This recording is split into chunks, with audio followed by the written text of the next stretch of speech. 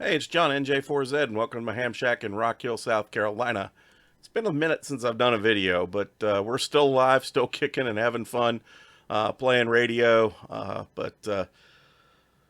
Wow, yeah, it's been a while. So I'm glad you're still with me.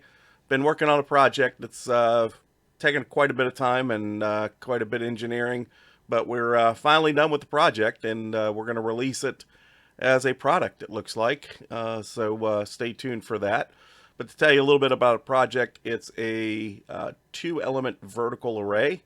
So I designed a relay set that will allow you to do end fire pattern and broadside, and a controller to control it. So you can sit in the comfort of your shack or at the picnic bench and have two antennas up and flip directions 180 degrees, or you go 90 degrees on the broadside. So a lot of fun. The antennas tested out to be pretty darn good. So let's take a look at some of the video I've captured so far, and then we'll get deep into this in further videos. But thanks for sticking with me, and thanks for subscribing. And hopefully we'll see a lot more videos out here. NJ4Z from the Ham Shack.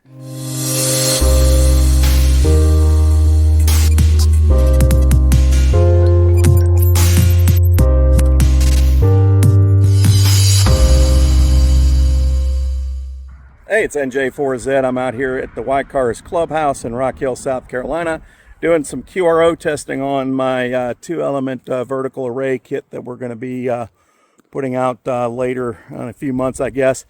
Right now, like I said, I'm at the clubhouse. We got some tower work going on, as you can see over my head here. We've got both our towers came down last April, and we've got them back up and have the antennas back on here hopefully before May. But anyways, that's what we're here to talk about. We're here to talk about the vertical array. So let you take a look at it. So right now I've got two DX commanders set up 17 feet 4 inches apart. It's a quarter wave for 14.200 megahertz. So that's right towards the center of the 20 meter band. And the box in the center is the relay network for the array. And we've got two relays on the box, couple of capacitors, couple diodes, and the SO239 solder right to the board. And you got a control cable that comes in from the relay, from the controller. Everything's in a watertight enclosure, have it open. We've got two 84-degree feed lines that run out to each antenna, one there and one there. And then the loop of cable there with the green tie wrap on it is a 71-degree delay line. So the way this works, it's a Chrisman method. And what we do is we've got a 71-degree delay line in there and two 84-degree feed lines. So if I want the array to point one direction or the other, I close the relay so that one element is fed in phase and the other element is delayed by that 71-degree feed line. And what happens is the element that's in phase transmits, and by the time that signal gets to the second antenna, which has been delayed, then they couple together and they mutually couple, and we have constructive interference. On the back side of that, we get negative interference. So we get a cardioid pattern that travels off in one direction or another off the ends of the array. Now, the second relay can short the delay line out, and then you get both elements fed in phase, and you get a broadside pattern that would be to the broadside of the antenna. So right now, where I've got one antenna this way, one antenna that way, I'm standing in one of the broadside patterns, and we get a figure 8 pattern there. The end gain is about 3 dB off each end, and the broadside's about 1.5 dB in the direction of the broadside. Now, we do get great front to back on this thing. It's about somewhere between 15 to 20 dB of front to back for reception. So when we turn the array, we get people drop off, and we turn it towards them, they pick back up. So that's what we got going on here. I have the control line and about 100 feet of RG213 coax into the shack. And give me just a minute and I'll take you in the shack and let you see what I got going on there.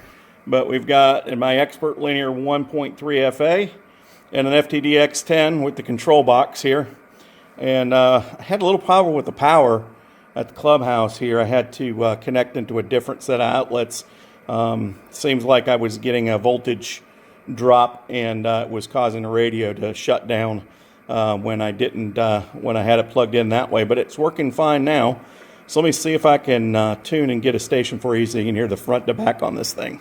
So one of the great things about this array is the front to back ratio on this thing. So front to back is basically the signal ratio from your front side receive to your rear side receive, just like you would have with a Yagi. And for all intents and purposes, this kind of acts like a Yagi vertically. It's not, because it doesn't have a reflector and a driven element. They're both driven. So it's a phased array, but you get front to back on the array.